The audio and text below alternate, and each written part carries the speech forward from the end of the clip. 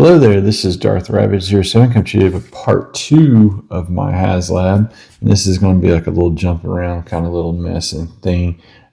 Do mods at your own risk, guys. I just can't stand the thought of snapping this thing on my first transformation. So I took it apart, watched a couple of videos, and just took my time and was very, very careful. Mine's going to be an abbreviated kind of thing. So part 2 will be like less than 5 minutes right here. Make sure to like, share, subscribe, all the stuff down below. Thanks again. Please always do mods at your own risk. You shouldn't have to do a mod to a Haslab, guys. That said, you will need some precision screwdrivers. You need 2 different thicknesses for Phillips head. This is the thicker I use for the 3 screws on the backpack. This is the skinnier I use for the rest of the screws in the removal. It's like you do 4 smaller screws, and then you got two screws in this, like gray pieces. And I'll throw up a picture right here to just show that off.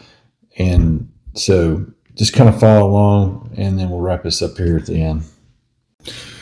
So what you want to do is get it down to this, single standard piece right here, the fire engine, however you want to configure it over on the side there. I'm just having a little bit of fun with this, but we're going to get this guy transformed to that point. Where folks are having trouble is that they're cracking it right here. Whenever you get it fresh out of the box, this little piece up here is way too tight, and essentially you shove it down in there, and this is splitting like right in here and cracking it, or cracking some of the stuff down in here.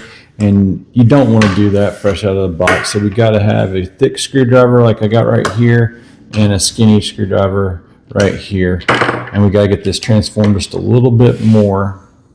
I got about right here with the transformation, but don't ever slide this down unless you've already gotten it loosened up, guys.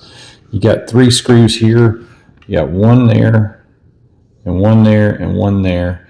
And not the skinny screwdriver, but your thick screwdriver. You want to remove those 3. Once you're done unscrewing the screws, put them on the right side, or just keep them separate from the left side, guys. So I got the thicker screwdriver with the 3 screws. Now we're going to take this apart. And as you can see, it's already starting to come apart, sort of, kind of. So you just got to kind of gently finagle this, and you can easily, it separates just like you see right there. So you got this piece we're going to set on the right side, depicting the right side piece.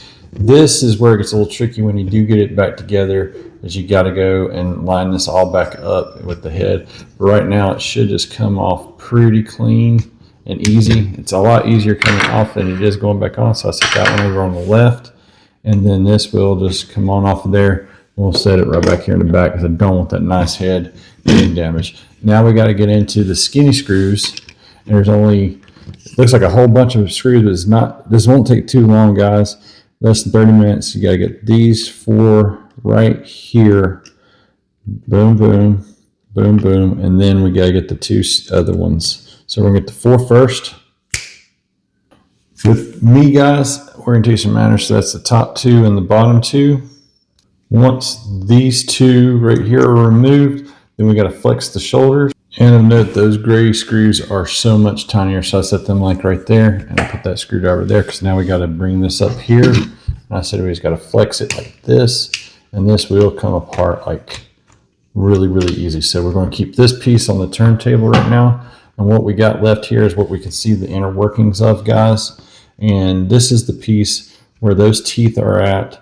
They get caught up because this actual 2 sides, this 2 sides are too thick. And now mine, when it's put back together, it just slides up and down through there. It's still kind of firm, but I mean, like, it's not going to go and snap and break the stuff or even split that inside middle piece there. So that's why I just want to show you guys, and reverse the steps and get it back together all nice and easily after you do your sanding. And the sanding only needs like not very much, but take like a tweezer, man. This has got good grit, and you just do like for about 30 seconds and then test, and then do 10 seconds and test, and so on and so forth, so you don't take off too much off the gray piece there. And then when you put it back together, I mean, this thing will do like a champ. So let me go ahead and get that back together and demonstrate. Take care to assemble it back up here high so then you can get a good test. And then we test, guys. And as you can see, when you get this thing, it just goes down so much easier. I mean, no crazy, no all that ifs, ands, or buts. And let's finish off the transformation. Getting this to slide back through there is the hardest part of this fix, guys. But once you get it back in, it's pretty good to go from there. And that ought to do it. And now you can transform Optimus without fear of it like getting crazy, because mine was stupid tight, guys.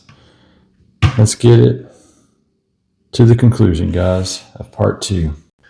Thanks once again for tuning into my part 2. I hope it wasn't too confusing. I'm trying to abbreviate that, keep things shorter and quicker.